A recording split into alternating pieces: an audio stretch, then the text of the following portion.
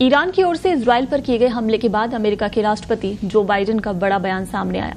उन्होंने इजरायली प्रधानमंत्री Benjamin Netanyahu से कहा कि अमेरिका ईरान के खिलाफ किसी भी इजरायली जवाबी हमले में शामिल नहीं होगा। आपको बता दें कि ईरान ने इजराइल पर सैकड़ों ड्रोन और मिसाइलें दागे हैं। ये हमला 1 अप्रैल को दमिश्क में अपने वाणिज्य दूतावास पर एक संदिग्ध इजरायली हमले के जवाब में किया गया है। ईरानी अटैक के बाद एक बयान में जो बाइडेन ने कहा कि उन्होंने नेतन्याहू से कहा कि इजराइल ने अभूतपूर्व हमलों से बचाव करने और उन्हें हराने की बेहतरीन क्षमता का प्रदर्शन किया है। व्हाइट हाउस के शीर्ष राष्ट्रीय सुरक्षा प्रवक्ता जॉन किर्बी ने कहा कि अमेरिका इजराइल को अपनी रक्षा में मदद करना जारी रखेगा, लेकिन ईरान के साथ युद्ध नहीं चाहता है। ये पूछे जाने पर कि क्या अमेरिका ईरान में इजराइल की जवाबी कार्रवाई का समर्थन करेगा, इस पर किर्बी ने कहा कि इजराइल की रक्षा करने के लिए हमारी प्रतिबद्धता दृढ़ है। जैसा कि राष्ट्रपति बाइडेन ने कई बार कहा है, हम क्षेत्र में व्यापक युद्ध नहीं चाहते, हम ईरान के साथ युद्ध नहीं चाहते हैं। किर्बी ने कहा कि हम क्षेत्र में तनाव बढ़ाना नहीं चाहते, हम बड़ा युद्ध नहीं चाहते।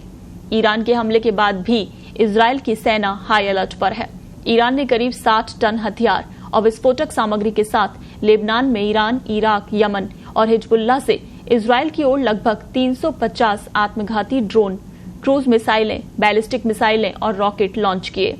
आईडीएफ ने कहा कि पिछली रात इस बात का प्रमाण है कि ईरान तनाव बढ़ाना चाहता है। ईरान ने इजराइल की ओर 350 से ज्यादा बैलिस्टिक मिसाइलें, रॉकेट और आत्मघाती ड्रोन दागे। क्षेत्र के अन्य देशों पर भी ये हमला हो सकता था। ईरान इजराइल ही नहीं, पूरे मिडिल ईस्ट के लिए खतरा है। इजराइल की मिलिट्री ने कहा कि ईरान के हमले के दौरान भी हमने गाजा में अपने बंधकों को ईरान के प्रॉक्सी हमास के हाथों से छुड़ाने के एक महत्वपूर्ण मिशन को एक पल के लिए भी बंद नहीं किया। हमास ने हाल ही में मध्यस्थों द्वारा उन्हें दिए गए बंधक रिहाई प्रस्ताव को अस्वीकार कर दिया है। हमास और ईरान मिडिल ईस्ट को भड़काना चाहते हैं। हम अभी भी हाई अलर्ट पर हैं और स्थिति का आकलन कर रहे हैं। संयुक्त राष्ट्र सुरक्षा परिषद ने इस मामले में एक आपातकालीन बैठक बुलाने का फैसला किया। वहीं G7 देशों ने इजराइल के खिलाफ ईरान के सीधे हमले की कड़े शब्दों में निंदा की। साथ ही कहा कि इससे क्षेत्र में तनाव बढ़ने का खतरा है। G7 नेताओं ने राष्ट्रपति जो बाइडेन द्वारा की गई कॉन्फ्रेंस कॉल के बाद संयुक्त बयान में कहा, ईरान ने क्षेत्र को अस्थिर करने की दिशा में कदम बढ़ाया है, इससे बचना चाहिए। हम स्थिति को स्थिर करने और आगे बढ़ने से बचने के लिए काम करना जारी रखेंगे।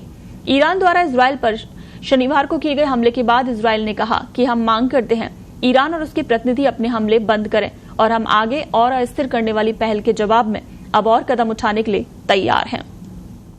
इजरायली अधिकारियों ने कहा कि ईरानी द्वारा दागी गई 99% मिसाइलों को बिना किसी महत्वपूर्ण क्षति के मार गिराया गया।